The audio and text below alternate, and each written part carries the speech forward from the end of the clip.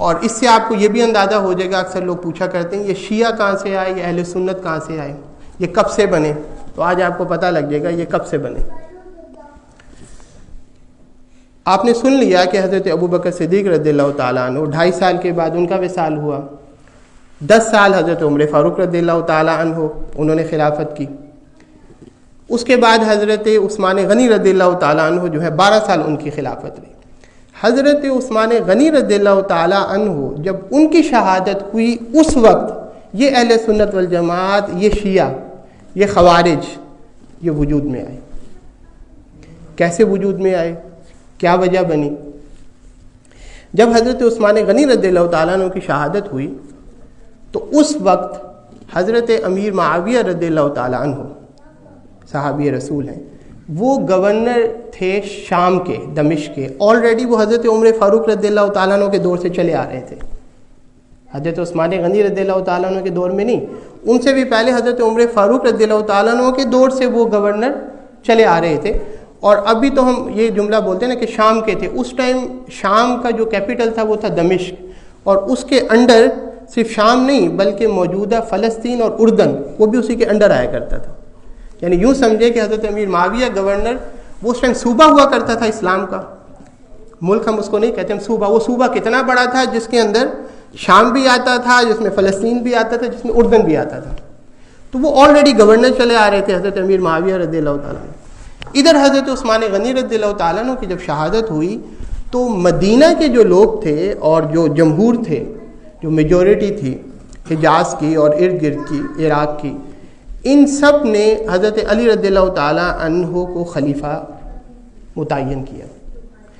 لیکن حضرت امیر معاویہ رضی اللہ تعالیٰ عنہ جو ہے انہوں نے اپنی الگ ایک حاکمیت کا جو ہے وہ اعلان کر دیا۔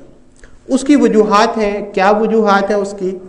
مورخین نے بہت ساری لکھی ہیں، لیکن ایک اگر متعین آپ اصول کر لیں اور اس اصول کے ضمن میں ہر چیز کو سمجھنے کی کوشش کریں تو انسان اعتدال میں رہتا ہے۔ اس کی وجہ کیا بنی، کیا نہیں بنی، ہو سکتا ہے کہ حالات ادھر کے ایسے ہوں کہ وہ ان کی خلافت جو ہے اس کو وہ نہیں مانے۔ ایک جو بظاہر فوراً وجہ بنی وہ یہ بنی کہ حضرت امیر معاویہ رضی اللہ تعالیٰ عنہ حضرت عثمان غنی رضی اللہ تعالیٰ عنہ کے رشتہ دار بھی تھے، اور وہ کہتے تھے کہ یہ جو باغی ہیں جنہوں نے حضرت عثمان غنی رضی اللہ تعالیٰ عنہ کو شہید کیا ہے ان کو پکڑا جائے۔ اور حضرت علی رضی اللہ تعالیٰ عنہ کا موقف یہ تھا کہ آپ خود اندازہ کریں کہ مدینہ پاک میں خلیفہ ہے، خلیفہ وقت ہے، جس کے انڈر جو ہے آپ سمجھیں کہ پورا آج موجودہ سعودی عرب بھی ہے، عراق بھی ہے، شام بھی ہے، فلسطین بھی ہے، اردن بھی ہے، کہاں تک اس کی، اور اس کو مدینہ میں آ کر باغی جو ہیں وہ شہید کر دیں۔ آپ اس سے تھوڑا سا اندازہ کر سکتے ہیں کہ حالات کیا ہوں گے۔ تو حضرت، اور وہ لوگ جو شہید جنہوں نے کیا وہ ایسا نہیں تھا کہ ایک دو بندہ تھا، وہ 3 ملکوں سے آئے ہوئے تھے، کچھ مصر سے آئے ہوئے تھے، کچھ شام سے آئے ہوئے تھے، کچھ عراق سے آئے ہوئے تھے۔ انہوں نے مل کر آ کے جو ہے اسٹریٹجی اپنائی اور حضرت عثمان غنی رضی اللہ تعالیٰ عنہ کی شہادت کی۔ اب اتنے سارے لوگوں کو پکڑنا، تو حضرت علی فرماتے تھے کہ ذرا اسٹیبل ہو جائیں حالات۔ ابھی آپ اندازہ کریں نا کہ خلیفہ کو شہید کر دیا، کیا حالات ہوں گے۔ ذوالحجہ تھا، لوگ اکثر صحابہ وہ حج پر گئے ہوئے تھے، حضرت عائشہ صدیقہ رضی اللہ تعالیٰ عنہا خود وہ حج پر گئی ہوئی تھی۔ تو اس بات پر کہ وہ کہتے تھے کہ نہیں آپ ان کو پکڑیں، اس بات پر تھوڑا اختلاف پیدا ہوا۔ باقی اس کی اور وجوہات کیا کیا ہیں وہ کیونکہ صحابی ہیں ہم اس میں نہیں جاتے، ہمارا فرض ہے کہ ان کا ادب کیا جائے۔ لیکن ایک چیز جو میں نے آپ کو پہلے بتا دی کہ بنو امیہ، وہ بنو امیہ سے تھے۔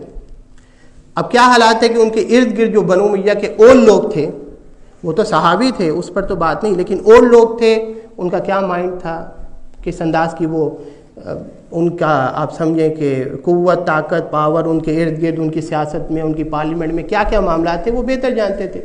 خیر یہ اتنا آپ کو اندازہ ہو گیا کہ اس وقت جب حضرت عثمان غنی رضی اللہ تعالیٰ عنہ کی شہادت ہوئی تو اس وقت ایک گروہ تو وہ تھا جو حضرت علی رضی اللہ تعالیٰ عنہ خلیفہ تو بنے، لیکن ان کی حمایت میں ایک پولیٹیکل پارٹی آپ سمجھیں، یعنی جو آج کل کے شیعہ ہیں، یعنی مسلک شیعہ یہ نہیں تھی، وہ ایک سیاسی جماعت آپ سمجھیں، اس طور پر انہوں نے حضرت علی رضی اللہ تعالیٰ عنہ کو سپورٹ کیا اور وہ شیعان علی کہلائے. شیعہ کہتے ہیں گروہ کو.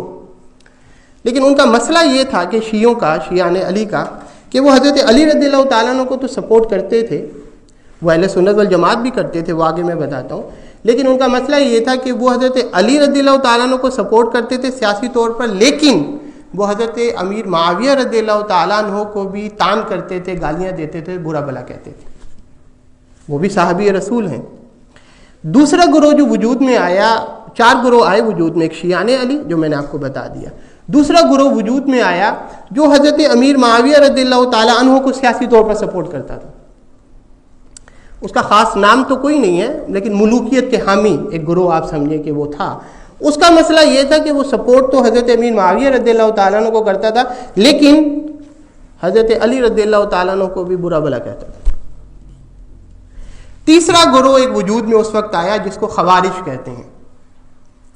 موجودہ دور کے آپ سمجھیں کہ داعش جو متشدد ہوتے ہیں بہت زیادہ، وہ انہوں نے کیا کیا کہ حضرت علی رضی اللہ تعالیٰ عنہ ان کو بھی کہا کہ یہ بھی غلط ہیں اور حضرت امیر معاویہ رضی اللہ تعالیٰ عنہ بھی غلط ہیں، اور ان کے خلاف پھر حضرت علی رضی اللہ تعالیٰ عنہ نے جنگ بھی کی. وہ نعرہ لگاتے تھے ان الحکم الا للہ، کہ حاکمیت صرف اللہ کی ہے. حضرت علی جو ہیں وہ بھی، ان کی بھی کوئی خلافت نہیں ہے، حضرت امیر معاویہ کی بھی نہیں ہے. وہ یہ نعرہ لگاتے تھے تو کسی نے آ کے بتایا کہ وہ تو قرآن کی آیت ہے ان الحکم الا للہ، ان کا نعرہ یہ ہے. حضرت علی نے فرمایا کہ نعرہ ان کا ٹھیک ہے لیکن نیت ان کی خراب ہے. اور انہی لوگوں نے پھر آخر میں آ کے یہی سبب بنے حضرت علی رضی اللہ تعالیٰ عنہ کی شہادت کے، اور انہی میں سے کسی نے حضرت امیر معاویہ رضی اللہ تعالیٰ عنہ کو بھی جو ہے شہید کروایا. یہ تھا تیسرا گروہ. چوتھا گروہ وہ تھا اہل سنت والجماعت، جن میں سے ہم ہیں. اہل سنت والجماعت ان کا عقیدہ کیا تھا؟ وہ حق پر حضرت علی رضی اللہ تعالیٰ عنہ کو ہی مانتے تھے، انہی کو سپورٹ کرتے تھے، لیکن ان کو پتہ تھا کہ امیر معاویہ رضی اللہ تعالیٰ عنہ وہ بھی صحابی رسول ہیں، تو کبھی برا بھلا نہیں کہتے تھے کیونکہ وہ بھی صحابی تھے. ان کی نیت پہ شک نہیں کرتے تھے کیونکہ حضور نے فرمایا تھا کہ میرے جو صحابہ ہیں وہ سارے عدول ہیں، ان کی نیت پہ آپ شک نہیں کر سکتے. حضرت امیر معاویہ رضی اللہ تعالیٰ عنہ نے اگر حضرت علی رضی اللہ تعالیٰ عنہ کے ہاتھ پر بیعت نہیں کی اور الگ اپنی حاکمیت کا اعلان کیا، اس کی کیا وجہ ہو سکتی ہے، لیکن ان کی نیت پہ شک نہیں کر سکتے، کوئی وجہ ہوگی. اس کو ائمہ کہتے ہیں کہ ان سے خطا ضرور ہوئی لیکن اجتہادی خطا تھی. یعنی اجتہادی خطا کا مطلب یہ ہوتا ہے کہ نیت اگر آپ کی ٹھیک ہو اور آپ کسی چیز کو صحیح سمجھ کے کر لیں تو وہ غلط ہو جائے تو پھر بھی ایک اجر ضرور ملتا ہے کیونکہ آپ کی نیت جو ہے وہ ٹھیک تھی. تو یہ یہاں سے شیعان علی اور میں نے آپ کو بتایا خوارج، اہل سنت والجماعت اور ملوکیت کا حامی گروہ یہ وجود میں آیا. تو یہ ترتیب جب آپ سمجھ گئے، اور یہ بھی میں نے آپ کو بتا دیا کہ حضرت امیر معاویہ کون تھے؟ بنو امیہ سے تھے. حضرت علی بنو ہاشم سے تھے.